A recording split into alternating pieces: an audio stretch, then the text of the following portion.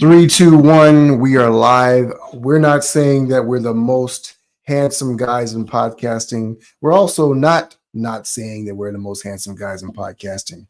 So take that with a grain of salt or leave it where you want.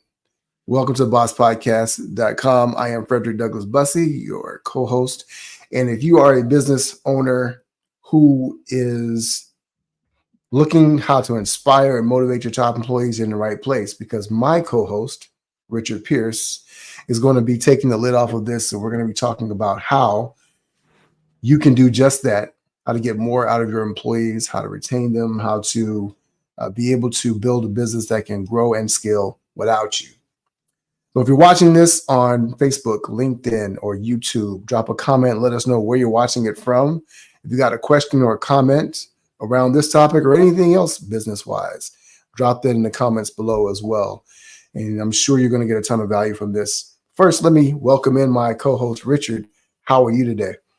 Thank you, Fredrick. Doing great. I'm excited about this topic because, like we always say, if you really want to grow a business, you have to get results through others. You have to get results through your team, and you have to know how to lead them, because that's the biggest challenge all business owners face, is just getting top results from their employees. So this is a great topic.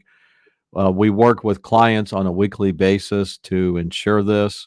And like you shared with everybody, if you have any questions, feel free to put them, again, if you're on Facebook, on LinkedIn, we're tied up everywhere, YouTube, just plug that in there, because a lot of people have the, same questions, even though you may think your business is unique, but that's what we're here for. And I think I've heard people say that we're the best looking guys in doing a podcast. I'm not sure. What's the old saying?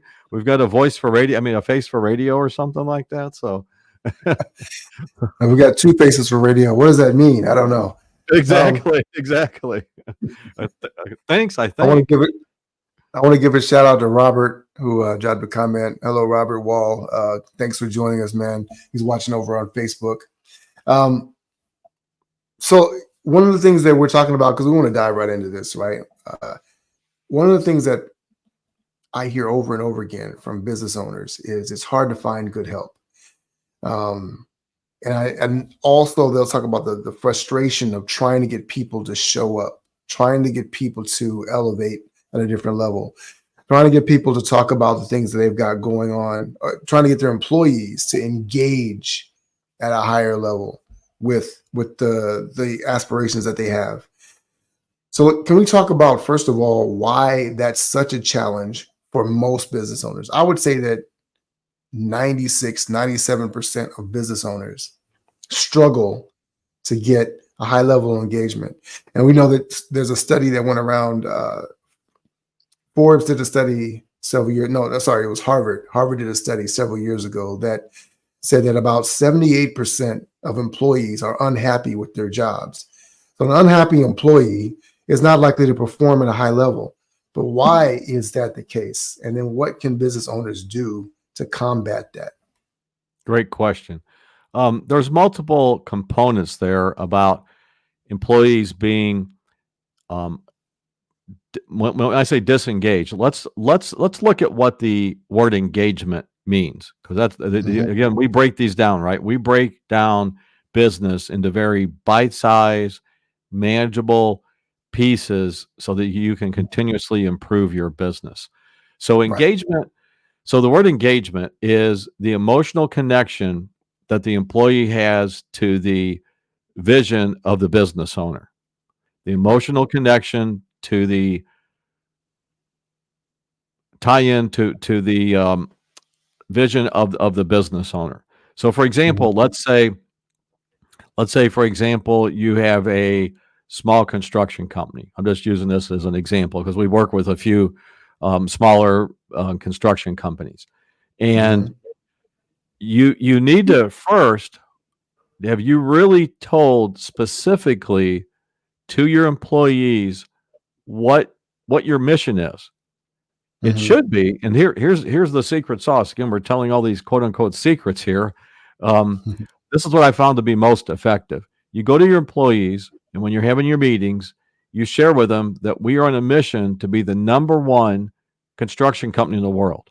We're on a Mhm. mission to be the number one dental practice in the world. We're Mhm. on a mission to be the number one restaurant in the world. So if you Mhm. notice the common theme there, regardless of the industry, you are really focused on doing everything necessary to be the best in the world. It Absolutely. doesn't, right? So it doesn't mean you're there now. It doesn't mean that you're going to be perfect, quote unquote perfect, yet it means that you're going to continuously improve. Mhm. So I think that's the first component is really sharing and finding that bond with your employees so that you know if they're a match to really be engaged at that highest level. So that would be the first item that when we've worked with business owners to really have them focus on, are they sharing that with their team? And if Mhm. you notice, right? So if you notice, Frederick, this is very, very different from having just only a policy or a Mhm. right or a SOP in place, or Mhm. this is the way we've always done it type thing. Because Right. again, it's that right part of that optimal leadership. Again, tying this back together with the optimal leadership is getting that person, that energy in them, that inspiration in them. And like you said, it was Harvard that was 62%, or it was some low engagement level when they did that study. Mhm.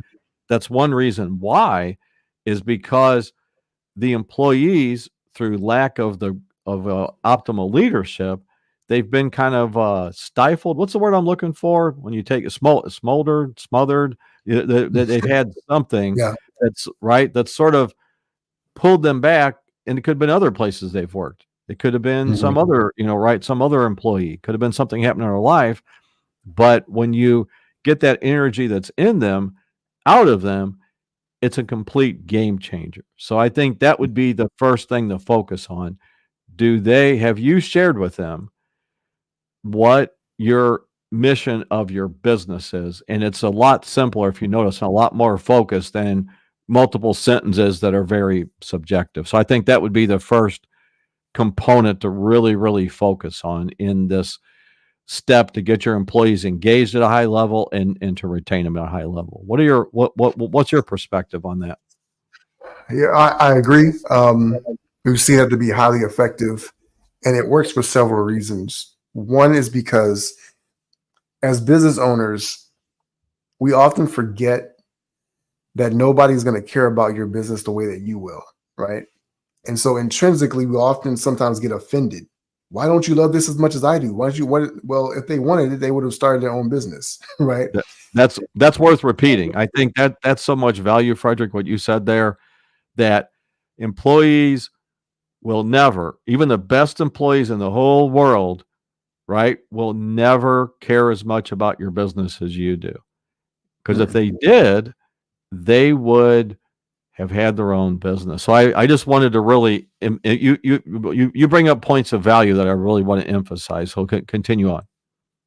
Yeah, the fact that they won't doesn't mean that they can't perform at a high level. What you have to do is that you have to inspire them to perform at the highest level for their own reasons, right? And so and we'll talk more about what those reasons are, but if they don't have a clear path, if they don't know what the mission is, then there's nowhere for them to move towards, right? And so a lot of times people think, well, we put the policy in place, but I can't tell you how many different places that I've been or I've seen working with clients where you can even people who are listening now can think of it. If you have a job, if you've ever worked at a place, how many of you knew what the aspiration, the mission of the business really was? I'm not talking about the slogan. I'm not talking about the tagline that was on commercials. What was the actual mission? What were you actually out to accomplish? And then why was it so important for you to be able to do that?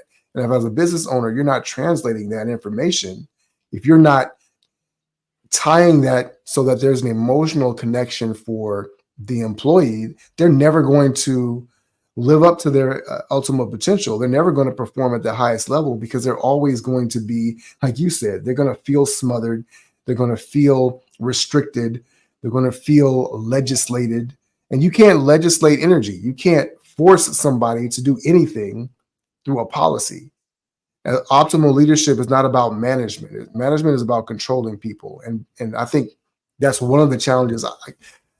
People go and get an MBA and they think that they are now qualified to be in a leadership position because they have the degrees. But MBAs only teach you these managerial principles, which are about controlling people. It's about teaching them to work by the numbers and the KPIs. All of those things are valuable. None of those things will inspire people, right? So no one's ever been inspired by a quota. And so what you have to do is, how do I lead people so that the output and the outcomes that we want to create through the business are more effectively created, consistently created over time? Because when people are inspired, it's less energy for them and it's less energy for you, right? You're getting the energy out of them, but it actually feels weightless. It actually feels effortless because they're doing it with more joy and more love and more passion because they are more emotionally connected. They have a tie-in to what you're asking them to do.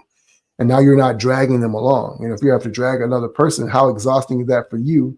And it just wears you out. So I think those are several things that kind of go under the radar a lot of times. And it seems obvious when you look at it. But again, I've heard you say this before, right? A genius is an expert in observing the obvious. And so there are many of us that are sometimes overlooking what is right in front of our faces because it seems so hard to be able to accomplish. That's so true. And like you said, you get more consistent results and it takes less energy. Just to emphasize those items of value there, because a lot of times as a business owner, it takes a lot of energy in the chaos that we're in our business, yet with the right team and with the optimal leadership, we can make it where it's like less energy. There's less, bottlenecks, less restrictions tied into that and everything. Yeah. So I think, again, like you said, that is the difference. But between management's about control. We'll show up at 9:00 and hit this quota, right? And make sure you answer the phone on the second ring, and things of that nature. Yet that is not leadership. It's about control, but you'll have more control with the leader's optimal leadership than you will with quote unquote management and trying to be strict with people and everything. I'll give you another example before you go to the next point, right? I was watching the movie Dumb Money, which was talking about the GameStop stock meme when they had the run up, right? And so they had retail investors who were all pitching in to drive up the price of GameStop as a kind of screw you to big Wall Street investors who were shorting the stock, right? And so they actually were literally trying to take them down. One of the guys who worked actually in a GameStop store, right? He had an interaction with a customer, and so the manager comes in the back and he's talking to him about, well, you didn't follow the 5-point plan and things like that. And so the guy is telling them, well, I used to be a kid who bought video games. I understand that they don't care about any of these things that they're talking about, right? So I understand. I'm just let him go on his way, and I served him the best way that I could. And so the manager's saying, well, these people are smarter than us, and they don't care about what you have to say. They have a 5-point plan. This is what you got to follow. And he hands them the book. And so what you see there is the dichotomy, the divide that happens. The managers are said, I have to control you because you have to execute the plan because these smart people own you. He literally said, well, they own us. Wow. Right.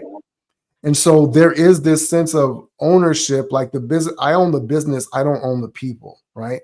And people all yearn for freedom and inspiration. The last thing you're going to do to inspire somebody is to make them feel like they're a piece of property. Right? That they're just a function of the business. Your business doesn't function without people, but if you make people feel like they're just a cog in the wheel, then that really constricts them, that really depresses them, that doesn't inspire them or motivate them to perform at the highest level. Yeah, well said. It's just treating them more like people and less like they're just there trading their time for money.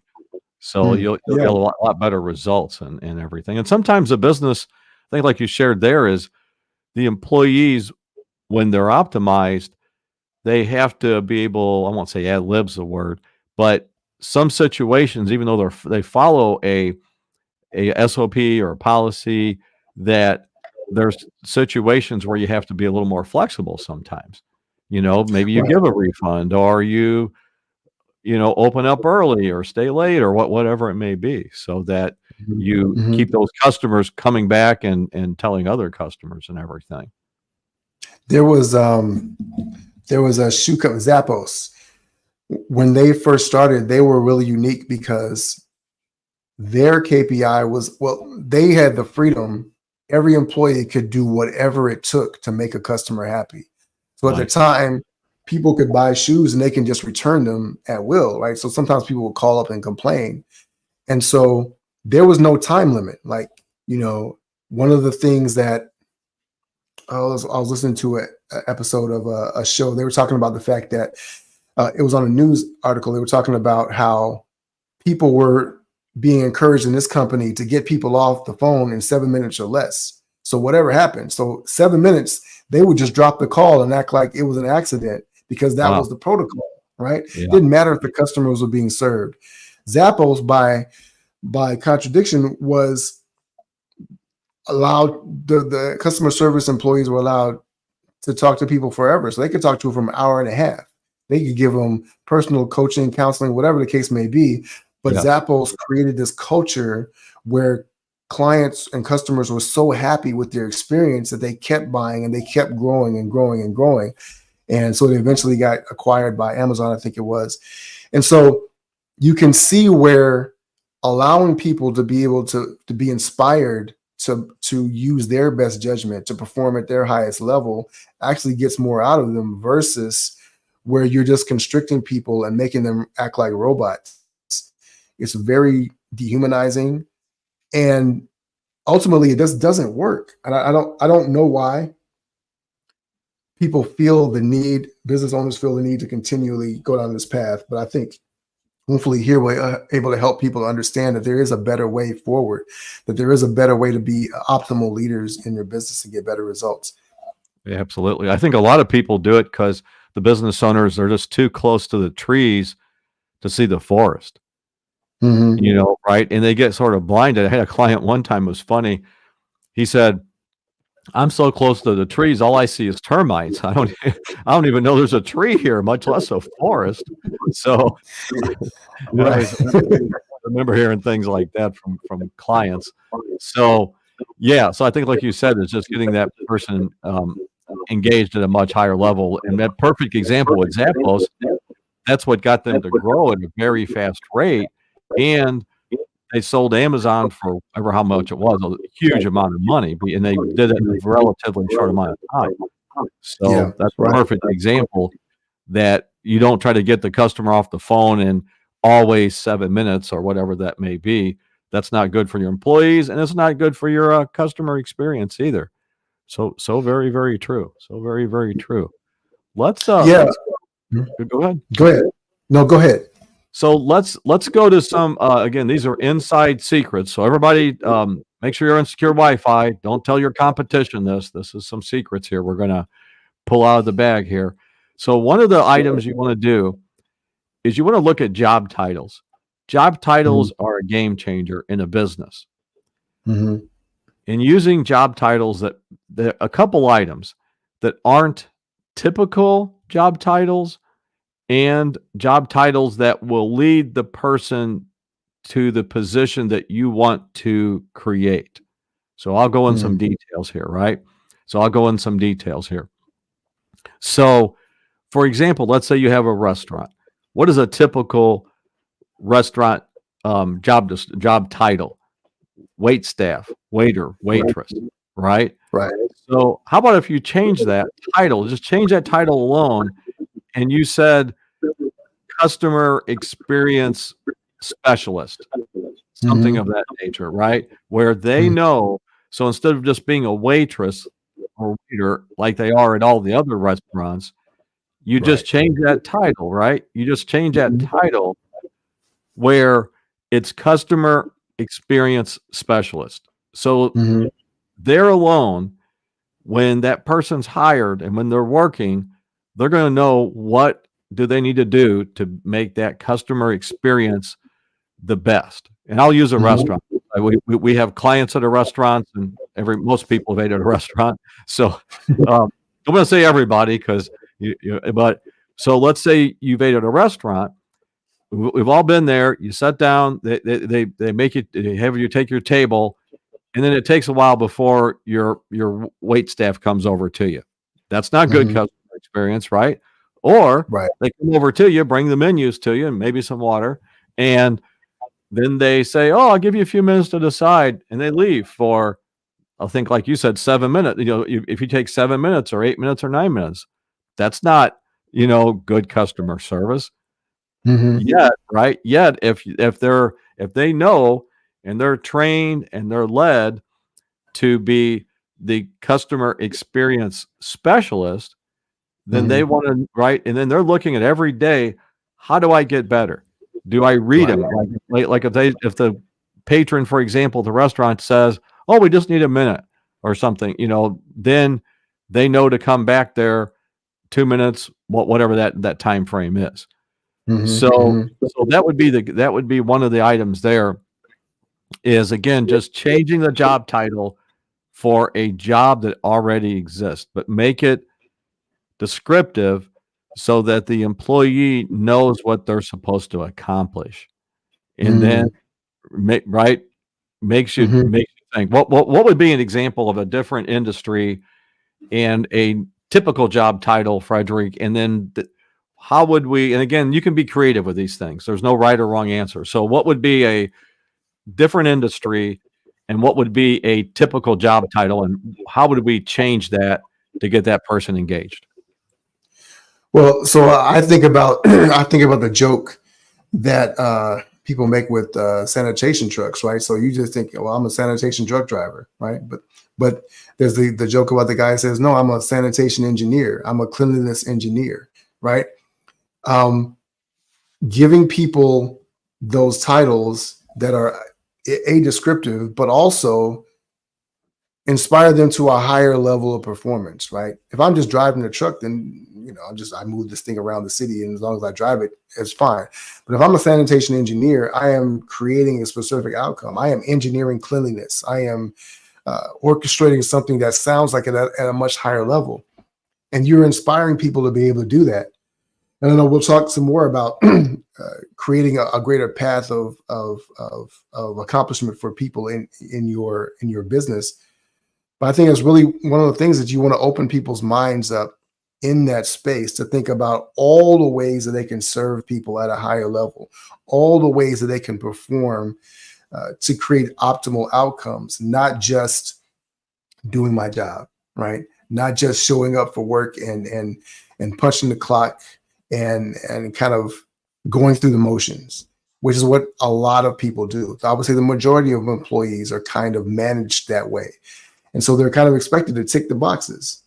But giving them that title, I think, is a great way of being able to do that, right?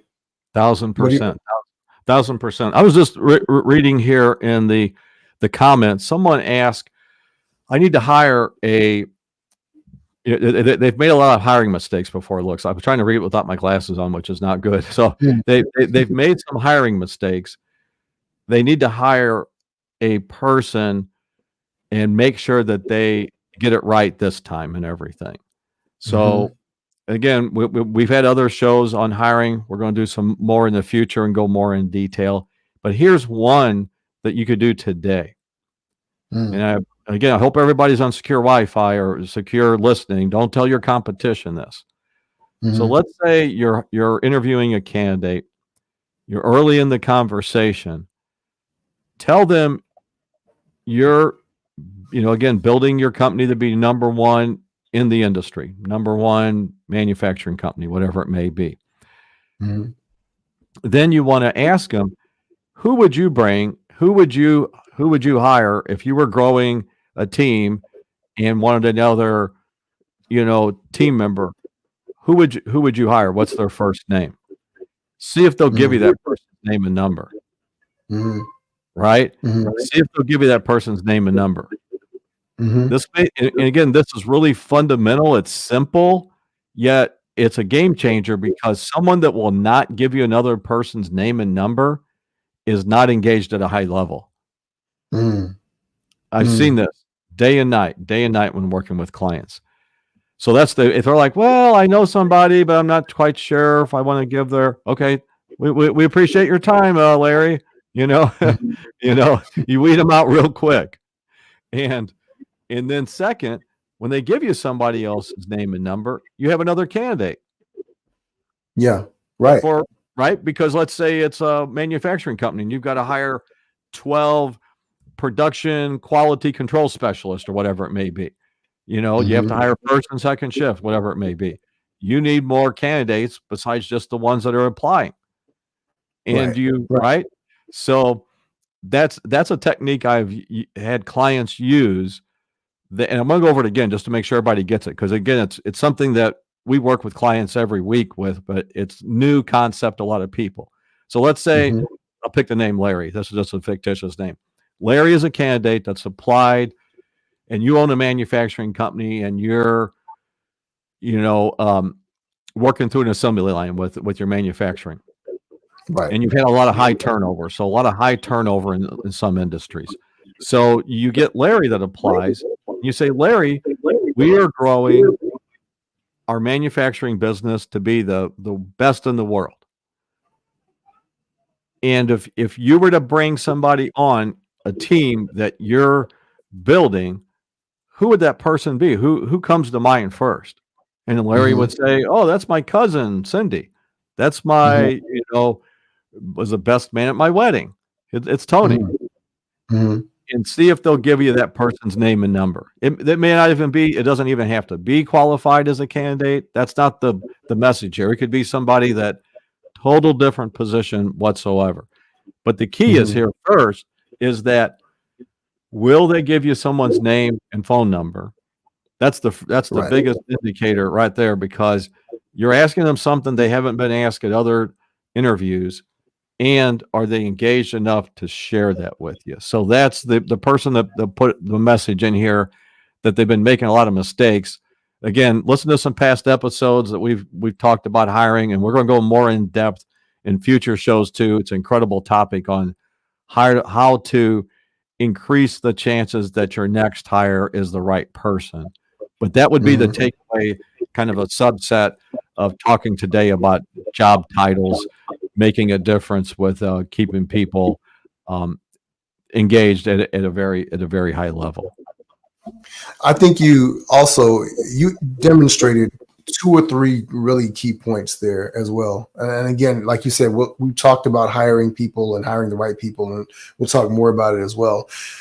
But one of the things about not hiring the wrong people and being able to grow your business, or rather, even to be able to have a business that scales without you, is having the right people. And so this whole process is a filtering process, right? So you want to be able to push away the people that you don't want. You also want to know if the person that's in front of you is the right person or not before you go further. Should I hire them or not? And so their psychographic profile. Are they the type of person that is conscientious and thinks about other people? Are they even engaged in the process? Because when you meet somebody for an interview, they are as engaged as they're ever going to be, right? So Well said. they're not going to be more engaged before they get the job, after they get the job, right? They're not going to be more engaged once they start working there. They're at their highest because they're going to bring you the best possible outcome. And sometimes people are interviewing for jobs and they don't really want a job. They don't really want this job. They're just going to get a job because they need something to tie them over, right? Those type of people are not highly engaged. They're never going to be more highly engaged. They're not going to suddenly start getting a paycheck and fall in love with the company. You know, that might happen It's extremely rare, and I wouldn't bet on it. So you want to be looking at somebody, and that's a great way that you frame that, of being able to filter that this person is somebody who's thinking, oh, I would build my team this way. Because also that person has intrinsic leadership qualities, which allows you to be able to promote them. It's going to allow you to be able to create a culture where they're also going to inspire other people because they're thinking about them, they're caring about them. That really helps to build out your culture. We haven't even talked about how culture is a key component of all this. But you really hit that on the head, I think, Richard, because a lot of times when we're in the hiring process as business owners, we're hiring out of desperation, not inspiration. And so if we're desperate and we're talking to people in that state of mind, we can't inspire them to think at a higher level. So we're not actually attracting the right types of people in and of itself. And then you're not going to be able to lead them and transform them magically into this better version of a person. There are things that you can do to raise people's level of performance, but you can't change who that person fundamentally is. And if you are in that state of mind or you're desperate, I just need somebody to get in here, you're actually going to be looking through those resumes and looking on Indeed and looking over those emails that you're getting, and you're seeing it through that lens. You're seeing it through that filter, and you're not actually looking at people or looking to attract the right types of people to get into your company and be able to help you to accomplish what you want to in your business. No, that's so true. And like you said, if you're hiring in desperation because you need people, you will attract the wrong types of candidates. So, right. So I think that's the key and you'll realize that if you're trying to sell them on the position before you qualify them. And that's the key, right? You need to qualify them in that interview process before you try to sell them and tell them that you have the best, construction company in the world or the best, e-commerce company, whatever that may be. You really have to stay calm, cool, and collected and make sure that you don't hire the wrong person out of the gate. Because I think what you said, Fredrick, is valuable, that there is a certain percentage of the candidate pool out there. They're just looking for a job to just make money. They may not even really, right? They may not even really want that position.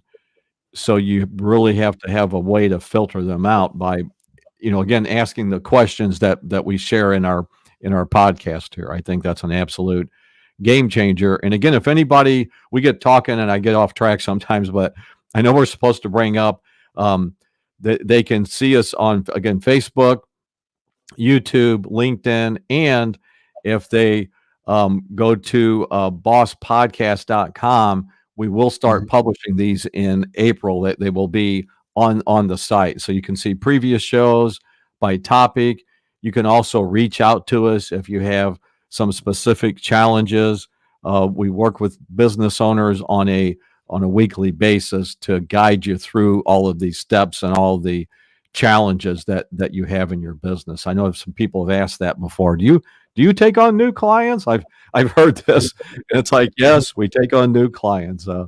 Talk to a new client this morning, actually. So let's go back to another another secret that we want to go with, to inspire people. So you have a current team, and I had this happen with a client this week where they need to hire somebody. I'll give you an example, and it's going to be how to change the title and mistake not to make also. So they need to hire someone in-house to do marketing. The business owner's been doing it. They're growing rapidly. And they say, well, I need to hire somebody in-house to do marketing. Well, the first question was, should I outsource this marketing? Should I hire a marketing firm, or should I do it in-house? And when you're smaller, when I say smaller, if your revenue's under $2 million, you should do it in-house. If it's over $2 million, you may or may not hire a marketing agency. Separate conversation, but reach out to me. I can see which one's a fit for you. So we decided with this client, because the revenue is under $2 million, they need to do it in-house, which means you hire the person. So instead of saying marketing, Because again, marketing is a big nebulous item. What you really want to do is you want to increase profitable sales. I know that sounds right. That sounds a little silly to say that to some people because, yeah, marketing is supposed to bring in sales. Yet if you don't focus on the money you spend bringing in more profitable sales, the marketing, and we've all done it, you can spend a ton of money, quote unquote, marketing. I'm using these what do you call these air quotes? Is that what these are called? So I'm using these air quotes. The marketing money can go and you can spend a fortune and not really increase your profitable revenue. So back to the job title, instead of hiring a marketing person, director of marketing, whatever title, how about we change it? And everybody ready? Drum roll. It's going to be a quiz. We call it director of revenue, director of profitable revenue, right? Makes you think. You see how we change a job title? It changes what you want the outcome to be. You are now hiring for the director of revenue, revenue manager, whatever. Again, you can vary those titles a little bit.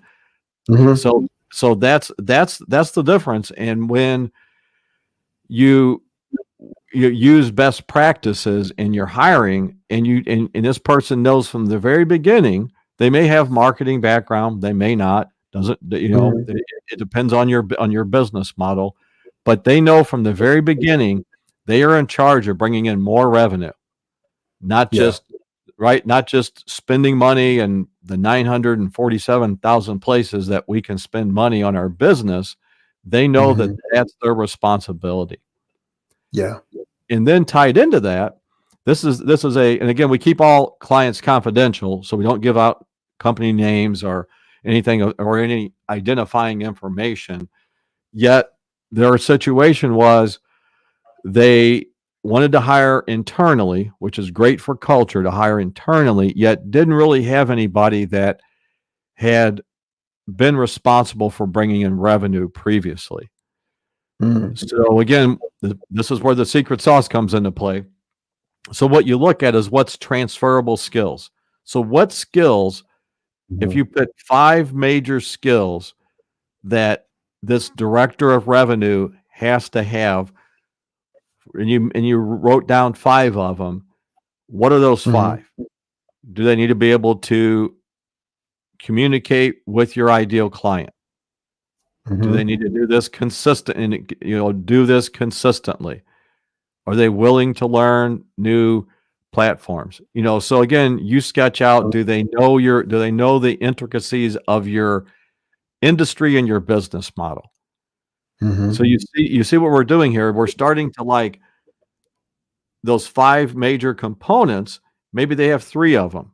Maybe they have 4, right? So if they have 3 that transfers over, then you can train them. You can get them trained outside the company.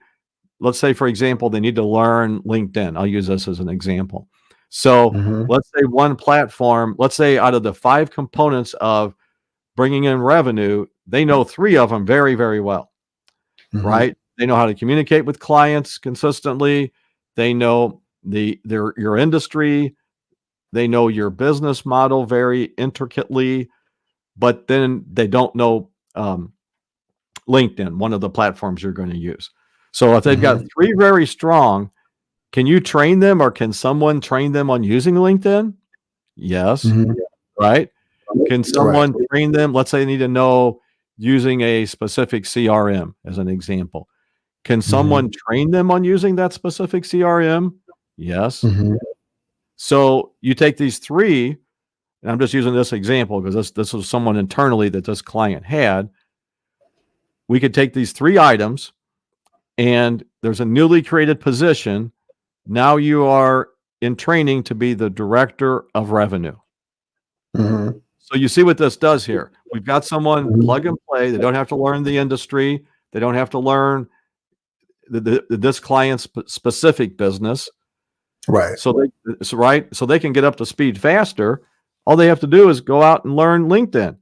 Well, there's companies that train LinkedIn. You can get on YouTube and learn LinkedIn. There's lots of ways I'm just using this as an example, but right. So that's an example. And again, I know we've kind of covered several items there, but that's an example where you want to be able to customize that position and that title for where your business is at the stage it's at, so that in the least amount of time, right? So the least amount of time, I think this is super critical here. In the least amount of time, you can gain momentum in your company. With so right. So in other words, we changed the title from marketing to director of revenue. Game changer right there. And then instead of running job posts and interviewing and hiring somebody 3 or 4 or 8 months out that may or may not understand your industry or understand your business, we've got someone plug and play. And then with this, and like you mentioned, culture earlier, Fredrick, which I think is important. So to tie this back to culture, everybody in that company, this client has 14 employees. I'll give you an example. It's not a huge company, but it has 14 employees, which is significant. So with the 14 employees, every other employee there, and I'll make up a fictitious name, Antoinette. How's that for a fictitious name? I'm trying to think of a person in history. So Antoinette was promoted, and then everybody in that company of 14 is inspired. They're like, wow, that person started out on a ground floor position, got a little upgrade, and now 3 years later, they're director of revenue. Everybody else on the team, if everybody else on the team goes up 5%, and you've got 13 other employees times 5% more engagement, what does that do to your bottom line? Oh yeah, big change, right? Big change. Right. And then everybody else is like, right? It's huge, and everybody else, they're like, wow, there could be a position for me someplace. So they're looking for that career path, right? They're looking for that career path, and they're again, their engagement level goes up. So the circle back, right? So circle back, like when you said Zappos, that example, they could stay on the phone longer. So the other person that did not get that promotion to that self-created, to that newly created position, they're engaged. Maybe it's the janitor, maybe it's whatever it may be, right? But they're engaged at a high level because they know there is a hope for a better future for them. And there's multiple takeaways there. And again, you reach out to us. We're glad to walk you through this in your own scenario for your business. But the takeaways there are, you're going to get a person faster. That greatly increases their chances of success. You're going to increase your culture. And like Fredrick said earlier, it's going to take you less energy. So everything's going to be more, I'll use the word harmony. It's not my favorite word, but it's going to flow better. It's going to be more, there's going to be less constraints there. So yeah. What's some of your perspective there, Fredrick? I know you've worked with some clients like that also. So what's some of your perspective? No, you really hit on the core of what I was going to say about this has been the essence of optimal leadership, is that it creates that inspiration in a non-obvious way, right? But it's obvious to your employees. Why would somebody want to work somewhere where there's no chance of advancement, where there's no chance of growth, where there's no hope for them ever being, I started in the mailroom, I'm going to stay in the mailroom.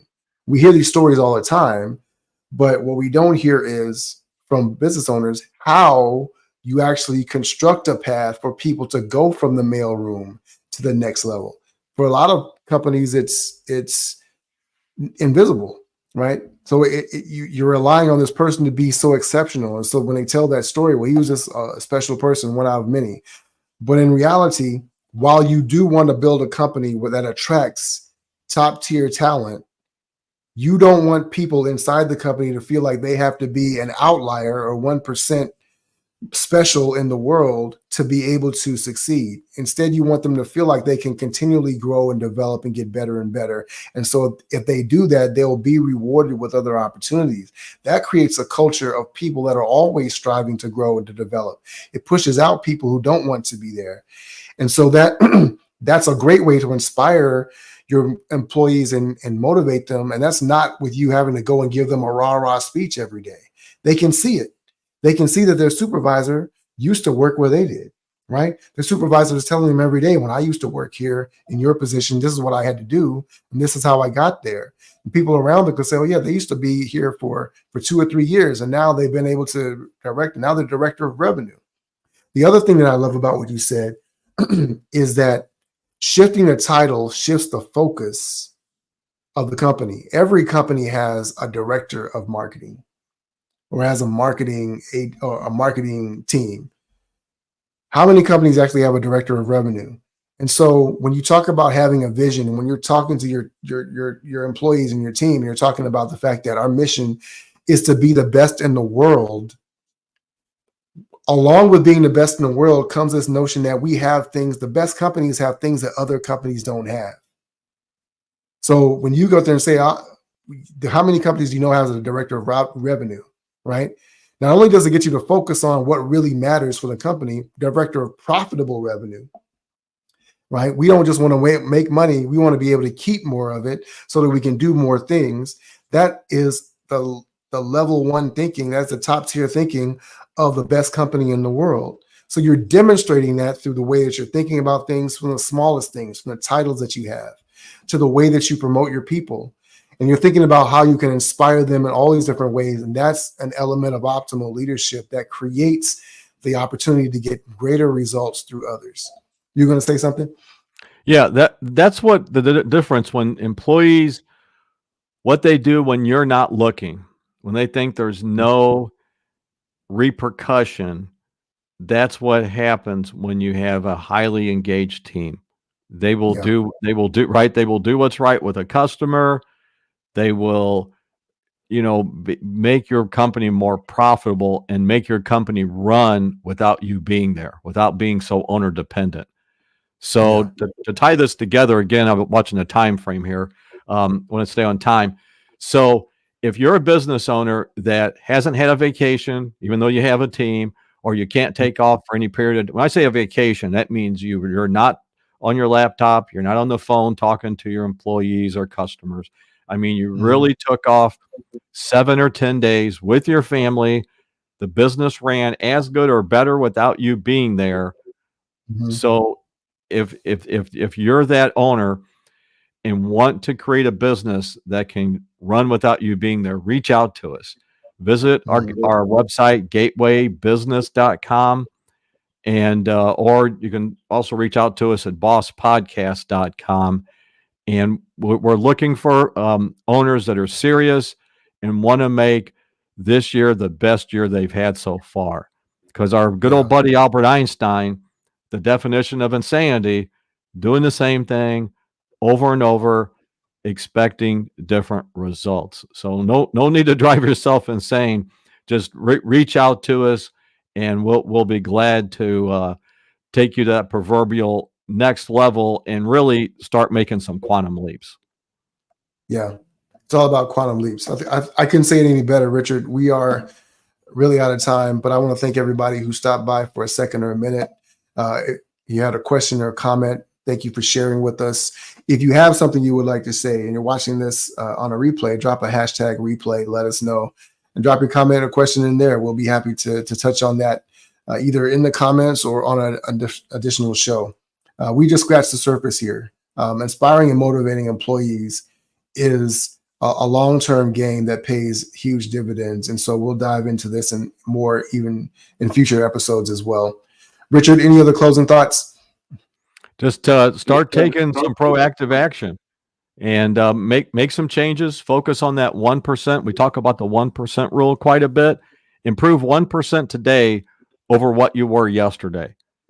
Do it in very bite-sized action steps. And we're here for you. It's a lonely journey to make all these decisions you have to make in business. Yet we're here for you. As always, turn into future episodes, listen to previous episodes, or just shoot us an email or a text. We'd be glad to help you out. Absolutely. Couldn't have said it better myself. So let's just pretend I did. Thanks, Richard. Thanks to everybody else who joined us for Boss Podcast. I'm Fredrick Douglass Bussey with my co-host Richard Pierce. Ever forward.